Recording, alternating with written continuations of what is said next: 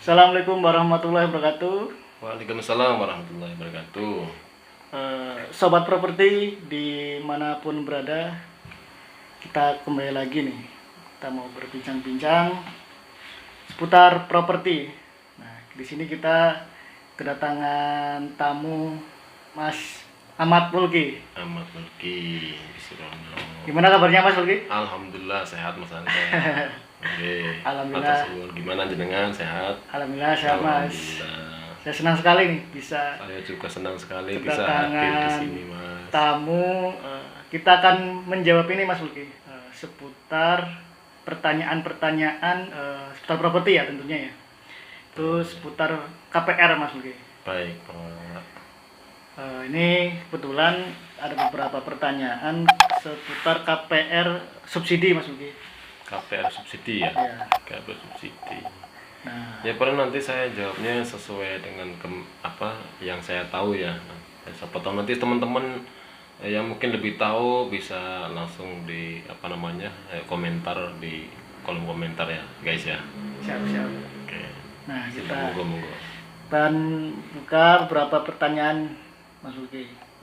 Apa tuh Mas? Yang pertama ini, saya sedang mengajukan KPR subsidi.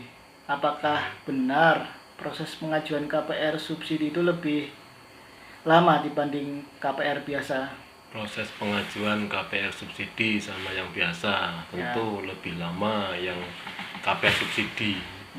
Iya, lebih lama itu. Kenapa prosesnya lebih lama? Kenapa itu, Mas? Lebih lamanya itu sebenarnya pada intinya adalah pada proses pay checking. Nggak bisa dipungkiri sih, banyak yang menganggap proses pembuatan KPR itu KPR subsidi lama dan memang berbelit.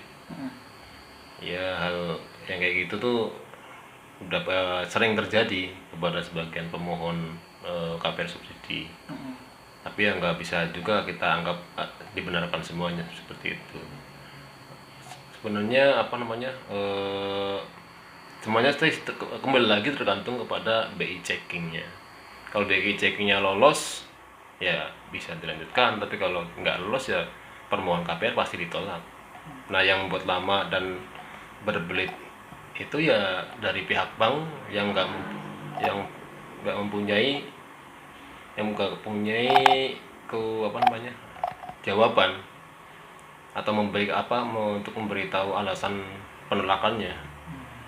Nah, tapi kebanyakan dari pemohon karena itu KPR subsidi, mereka kan semangat tuh karena KPR subsidi, ya nggak pernah nyerah, terus ngajuin terus, ya walaupun sebenarnya udah ditolak secara BCK sudah ditolak, tapi mereka mencoba ke bank-bank lainnya, siapa tahu bisa, kadang-kadang ya diperjuangkan lah biasanya seperti itu.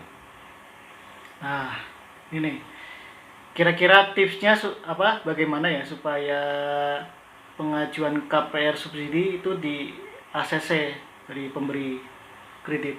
Tips supaya KPR subsidi diterima atau di ACC bank ada beberapa sih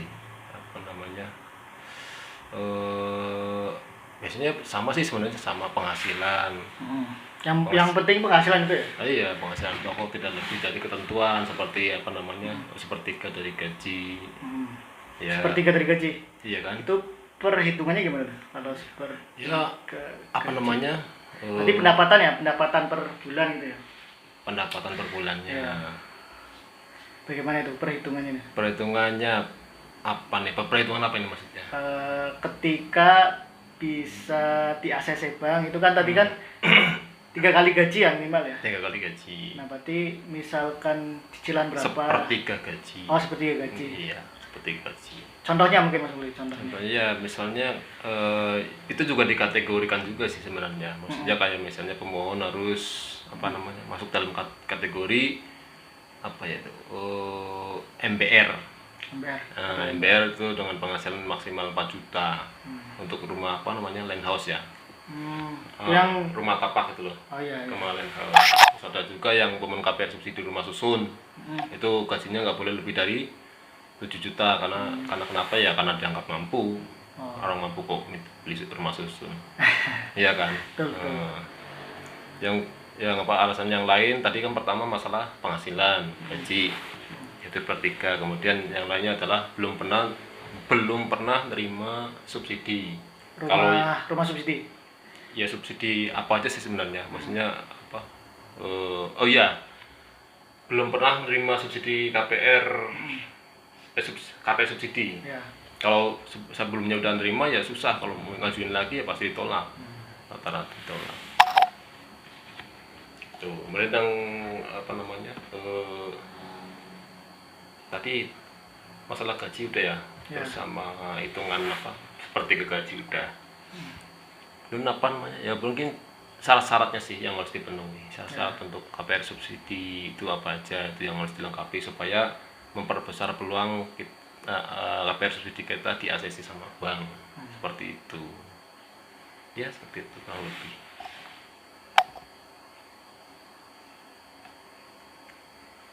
Kalau dokumennya sih ini ya, apa namanya, dokumennya sebenarnya standar sama aja. Untuk dokumennya. Iya, dokumennya sama aja. Untuk persyaratannya mungkin KTP ya. Iya, kalau KTP sama KTP, terus KK, terus NPWP, biasa surat nikah, pas foto, slip gaji sebulan terakhir, terus apa sih, surat keterangan aktif kerja, dan udah tadi udah ditandatangani dan sampel dari HRD perusahaan, fotokopi surat pengangkatan ke yang tetap, surat keterangan belum memiliki rumah dari lurah, buku tabungan rekening bank yang bersangkutan, SPT tahunan, terus mengisi formulir FLPP dan aplikasi KPR, membawa material 15 lembar. Siap. Itu untuk KPR subsidi biasanya seperti itu ya. Kalau misalnya berkas lengkap sih enak, jadi maksudnya ya peluangnya lebih untuk diterima lebih gampang gitu. Tapi yang paling penting sih yang poin tadi di atas tadi, lebih masalah penghasilan tuh. Terus perhitungan gaji, ya kan. Nanti sobat properti di rumah kita bisa menambah mungkin ini ya, menambah barangkali sobat-sobat mau mengajukan KPR properti, nah mungkin dapat bisa dikonsultasikan. Bisa konsultasi, mungkin komen di bawah yang bisa didapat sih tadi sih, yang penting itu pendapatannya ya, itu 3 kali dari pinjaman ya, sepertiga gaji ya.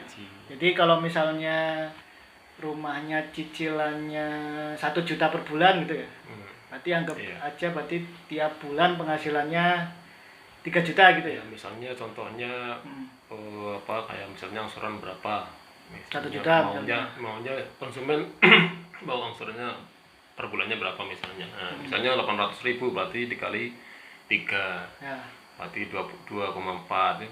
Paling enggak 3 juta lah, gaji 2,5 juta lah. Itu bisa ngambil untuk yang 800.000 ya, angsurannya per bulan, seperti itu. Siap.